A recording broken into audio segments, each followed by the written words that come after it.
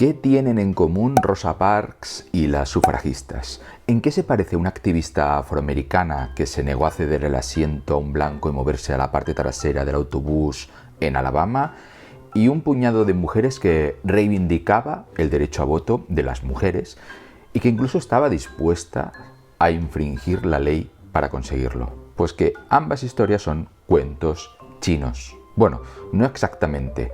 En realidad son simplificaciones cubiertas de un halo de romantización para explicar cómo cambian las cosas, pero, oh sorpresa, las cosas cambian de otra manera. De hecho, Rosa Parks y las sufragistas no fueron quienes cambiaron las cosas, sino que son fruto del propio cambio, iniciado antes o de forma paralela por otros muchos agentes meméticos, es decir, libros, intelectuales, cambios en el tejido productivo, avances tecnológicos, etcétera, etcétera, etcétera. A poco que profundicemos en los relatos de los grandes héroes y heroínas, de los grupos revolucionarios que se dejaron la piel para dar un giro brusco al timón de la sociedad, descubriremos que lo que parecía una película coherente en realidad es una tormenta de datos contradictorios. Por ejemplo, poco antes de que se descubriera la anécdota de Rosa Parks, tuvo lugar una anécdota muy parecida. Sin embargo, quienes auparon esta historia, para convertirla en algo simbólico, decidieron no darle ninguna publicidad a la historia que se había producido un poquito antes.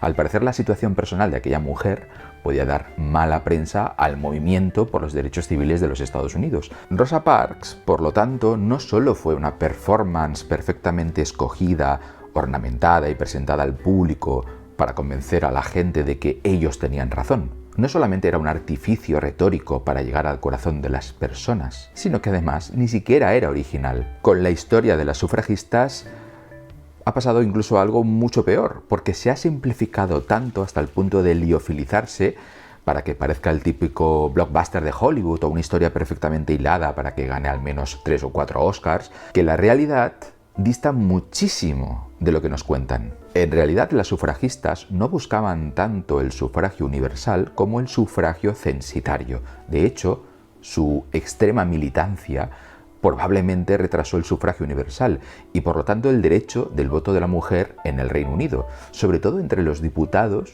más a favor del voto para las mujeres, como fueron los del Partido Liberal y el Partido Laborista. En realidad, el sufragio universal ya es algo que querían muchas personas y también muchos hombres, sobre todo los liberales. Todo estaba precipitándose para que eso ocurriera y justo cuando parecía que iba a conseguirse, las sufragistas se volvieron mucho más extremistas, como si ellas quisieran obtener para sí el mérito de aquel cambio que iba a tener lugar con o sin ellas.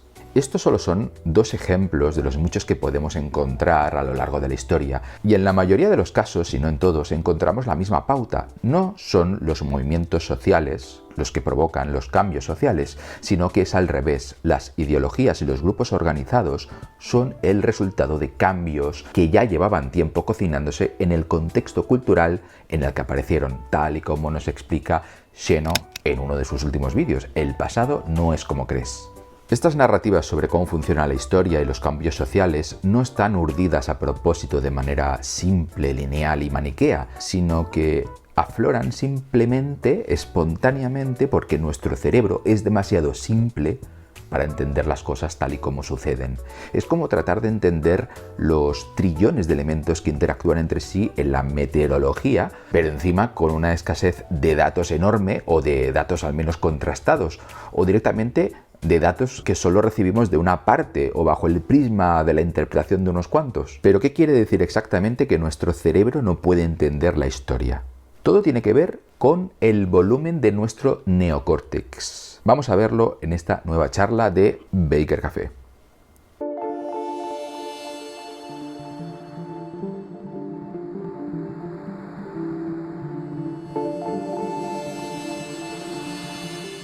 El número de Dunbar es, según el antropólogo Robin Dunbar, la cantidad de personas que pueden relacionarse plenamente en un sistema determinado. Dunbar teoriza que este valor aproximadamente de unas 150 personas está relacionado con el tamaño de la neocorteza cerebral y su capacidad de procesar información. Los homínidos de los que descendemos vivían en comunidades de cazadores-recolectores muy pequeñas, de aproximadamente unos 150 individuos. Por lo tanto, hemos evolucionado de tal manera que somos incapaces de procesar que en el mundo hay millones de personas.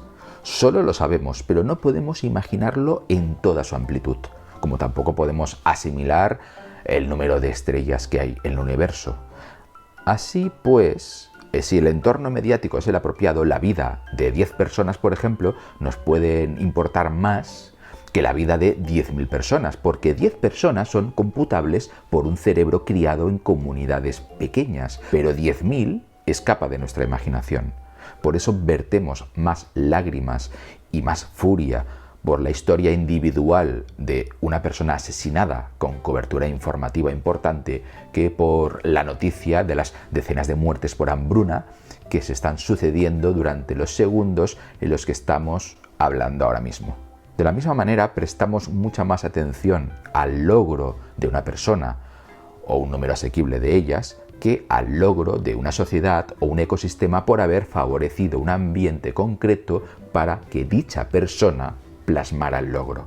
En vez de hablar de nuevos ídolos neo-rosaparkianos, sufragistas, revolucionarios de smartphone y demás patulea, voy a poneros otro ejemplo donde este sesgo es mucho más evidente.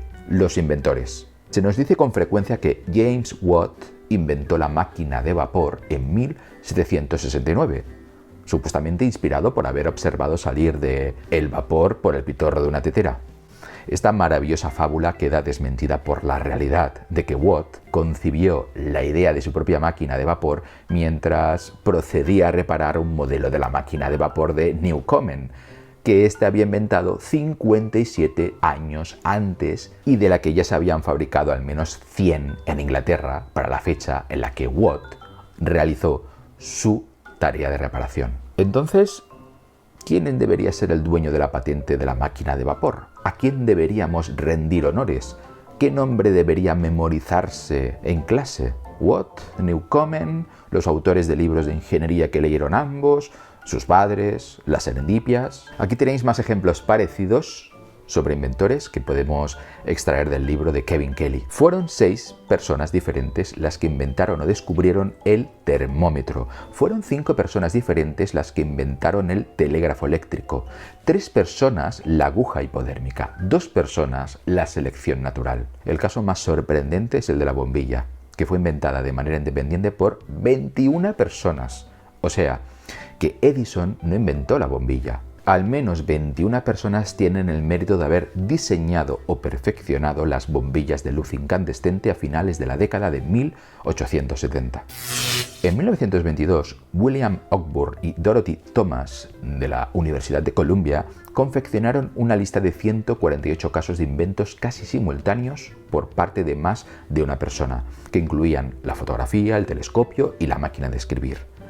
Muchas de estas personas estaban conectadas entre sí, es cierto, pero otras vivían en países distintos y no tenían conocimiento alguno de la existencia del otro. Si nos vamos más atrás en el tiempo aún queda más claro esto, porque nos encontramos con que el boomerang, por ejemplo, o la cerbatana, o las pirámides se inventaron de manera independiente en distintos continentes, al igual que la agricultura. Todo esto nos dice que los hallazgos y los inventos aparecían en determinados ecosistemas, en determinados momentos, y aparecían si se daban determinadas circunstancias. No importaba quién fuera, no importara quién viviera en esa sociedad, lo importante eran las circunstancias.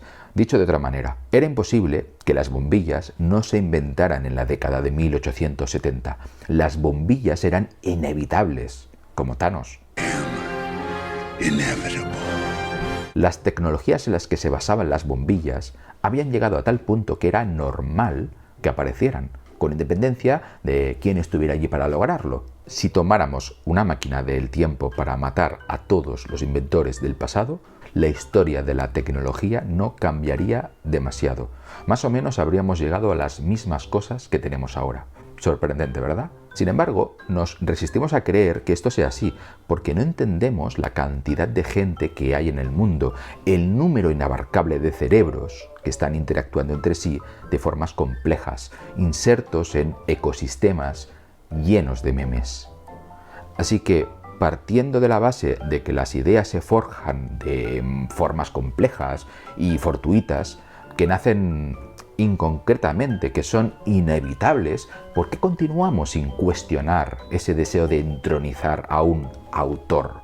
Pues obviamente porque psicológicamente lo necesitamos. Sin duda, todo esto recuerda poderosamente a la necesidad del ser humano por hallar un autor, un creador del mundo y de todo lo que está contenido en él. El autor, el inventor, el revolucionario, Rosa Parks, todos ellos son una versión laica de Dios, una explicación sencilla y asequible para resolver la incertidumbre que nos produce el aceptar que no tenemos control sobre la historia, que nadie lo tiene y que todo lo que nos rodea se parece más bien a una enorme mesa de billar con trillones de bolas chocando caóticamente entre sí. Dicho de otra manera, nadie gritó ¡Eureka! Y si lo hizo, fue demasiado egocéntrico para darse cuenta de que él solo estaba transmitiendo aquello que le rodeaba y que podría haberlo hecho cualquiera antes o después de él. Así como las modas no tienen autor, sino que nacen de la sinergia de comportamientos colectivos, las ideas, corrientes de pensamiento, los inventos o incluso los libros, tampoco tienen más autor que la infoesfera en la que vivimos todos inmersos. Y por si alguien empieza a sospecharlo, no, obviamente yo no soy el autor de este vídeo, lo sois vosotros, lo somos todos. Así que, enhorabuena. Bueno, a ver, somos todos los autores, así que también os voy a pedir un pequeño favor, y es que le deis like a este vídeo, que lo compartáis, que os suscribáis y que le deis a la campanita, porque con los cambios que hay con el algoritmo de YouTube, muchos de vosotros no estáis recibiendo los nuevos vídeos que publico, o mejor dicho, que publicamos entre todos.